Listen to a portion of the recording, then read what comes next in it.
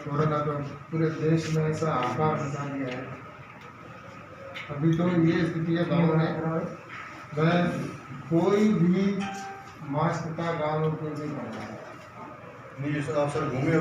मैं बताऊँ ना, ऐसी शादियों के अंदर लगभग घरों के अंदर बीमार है, इंजेक्शन लगा है, ड्रिप लगी हुई है। तो मैं क्या करूँ, ड्रिप लगी हुई और शादियों में आ रही है महिलाएं, पुरुष लगा के बैठा है वहाँ पे, वो ड्रिप का वो बाहर निकाल के और वहाँ खाना खा रहा है, सबके साथ खा रहा है, महिलाएं खा रही है। मतलब ये समझ में नहीं आ रहा है कि लोगों के लिए जिंदगी और मौत का सवाल है। लेकिन अब ये गाँव में फैल कर जितने केस है ना, उसमें से 75% केस है ना वो ग्रामीण एरिया के अंदर, रूरल के 95 से अधिक रूरल। और पिछली बार ये कोई से सारे शहर एकदम उल्टा 310 में से 282 लोग ऑक्सीजन पे है, जो हाइट तो ऑक्सीजन। हाँ तो वही तो ना, पिछली बार मैं आज तो गजेंद्र सिंह जी और हम बात कर रहे थे, तो मेरे को लगा कि अपन तो भगवान का शुक्रिया मानते हैं, पिछली बार हो गया, भगवान को धन्यवाद देते हैं।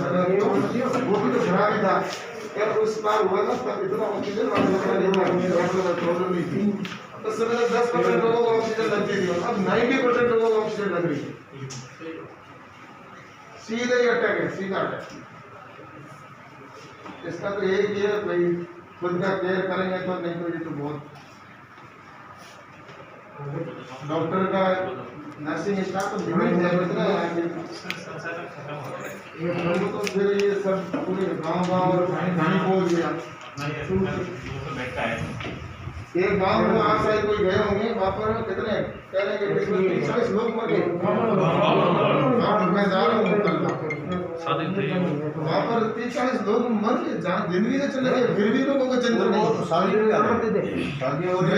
चीज कह रहा ना, शादी के अंदर बीमार है, ऑलरेडी ड्रिप चल रही है, ड्रिप को निकाले और वो जो ड्रिप पड़ी लगी थी निडल वो तो लगी हुई है, और वहाँ के बैठ के खाना खा रहे सबके साथ में, महिलाएं बैठी है वो भी साथ में खा रही है। तो फिर तो ये तो जाने ही है सारा इसके लिए तो लोगों को खुद को अपना करना पड़ेगा, खुद नहीं करेंगे तब तो कुछ भी नहीं है। किसी भी सरकार के ऊपर ये कहना है सरकार ये खुद को अपने को करना पड़ेगा। सरकार की जिम्मेवारी है, वो सरकार की जिम्मेवारी, खुद को अपनी जान खुद को बचाना है, खुद को लड़नी पड़ेगी।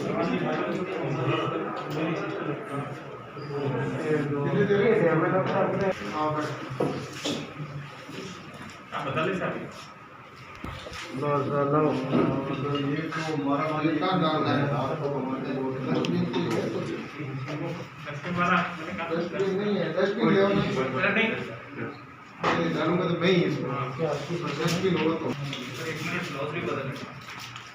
ऐसा है कि कोरोना की जिस तरह से देखा जाए तो पूरे देश के अंदर ही स्थिति नाजुक बन गई है। और ऐसा कि आज मैं यहाँ पर बाड़मेर के हॉस्पिटल का भी निरीक्षण किया, और निश्चित रूप से इस बीमारी का जो है उसकी सुविधा और इस दृष्टि से पूरा यहाँ पर निरीक्षण किया गया। और मैं सोचता हूँ कि आने वाले समय के अंदर हम सबको मिलकर इस बीमारी से निजात पाना है, तो इसके लिए सामूहिकता से काम करना होगा। और आज यहाँ पर जैसा कि ऑक्सीजन की भी बताइए, तो इसके लिए मैंने यहाँ पर सिलेंडर के लिए यहाँ पर घोषणा भी की है, और मैंने 50 लाख रुपए भी कहा है कि रेगुलेटर की या जो भी आवश्यकता होगी तो बाड़मेर ज़िले के अंदर मालोत्रा को 25 लाख रुपए और 25 लाख की व्यवस्था बाड़मेर हॉस्पिटल के लिए की है। तो मैं सोचता हूँ कि जैसी भी आवश्यकता होगी वहाँ पर भारत सरकार है वो निश्चित रूप से यहाँ पे हॉस्पिटल स्टाफ के साथ खड़ी है, हॉस्पिटल के साथ है, पेशेंटों के साथ में है, और निश्चित रूप से मैं तो ये कहता हूँ कि आज जनता को आवश्यकता है ऐसे समय के अंदर उनके साथ में खड़े रहने की, तो निश्चित रूप से मैं ये कह सकता हूँ कि जनता हमारी भगवान है और उनके लिए जो भी हम कर सके उसका हम प्रयास कर रहे हैं। लेकिन राजस्थान के अंदर मैं देख रहा हूँ कि ये कोरोना की जो स्थिति इस तरह से भयावह बनी है, ये अगर समय रहते राजस्थान की सरकार ने ध्यान रखा होता तो मैं सोचता हूँ कि इतनी भयावह स्थिति नहीं बनती। लेकिन सिर्फ राजनीति की गई और उसकी वजह से आज राजस्थान के अंदर ये भयावह स्थिति बनी है कि कोरोना के एक पेशेंट है वो गाँव के अंदर भी हो गए। पिछली बार ये कोरोना के पेशेंट जहाँ तक मैं सोचता हूँ कि शहरों के अंदर ही थे, लेकिन आज ये कम्युनिटी के अंदर पहुँच चुका है, गाँवों के अंदर भी पहुँच चुका है। इसके लिए जन जागरण का बहुत बड़ा काम हम सबको मिलकर करना है। और मैं तो यही कह सकता हूँ कि इस समय इस कोरोना के संकट के अंदर जिस तरह से प्रधानमंत्री माननीय नरेंद्र मोदी जी ने जहाँ ऑक्सीजन की व्यवस्था करनी थी, तो उसके लिए चाहे उसके लिए टैक्स को हटाने का विषय हो, चाहे फॉरेन से हमारे को अगर ऑक्सीजन की लाने की व्यवस्था करनी हो, तो वो सारी प्रधानमंत्री जी एक परिवार की तरह जिस तरह से खड़े होकर वो सारी व्यवस्था कर रहे हैं। और चाहे ट्रेन से ऑक्सीजन सिलेंडर के पहुंचाने की आवश्यकता हो तो उसके भी प्रयास किए जा रहे हैं। और मैं ये कह सकता हूं कि प्रधानमंत्री जी के नेतृत्व में निश्चित रूप से प्रयास किए जा रहे हैं कि इस समय देश के अंदर जिस तरह से कोरोना की महामारी फैली है उसको हम खत्म करें। इसके लिए प्रधानमंत्री जी पूर्ण रूप से निश्चित रूप से हर संभव प्रयास में लगे हुए हैं और मुझे पूरा विश्वास है कि हम सब मिलकर इस महामारी से निजात पा पाएंगे। और इसके लिए हमें मुख्य रूप से जैसा प्रधानमंत्री जी ने कहा कि 2 गज की दूरी, मास्क है जरूरी, सैनिटाइज, हाथ धोना, ये हमारे जीवन का अब हिस्सा बनाना होगा। वरना गांव के अंदर देखते हैं, गांव के अंदर आज स्थिति है कि कोई व्यक्ति न तो मास्क लगा के खड़ा है और ना ही वो सैनिटाइज का उपयोग कर रहा है। तो मैं सोचता हूँ कि इसके लिए स्वयं हम सबको जागरूक होने की आवश्यकता है।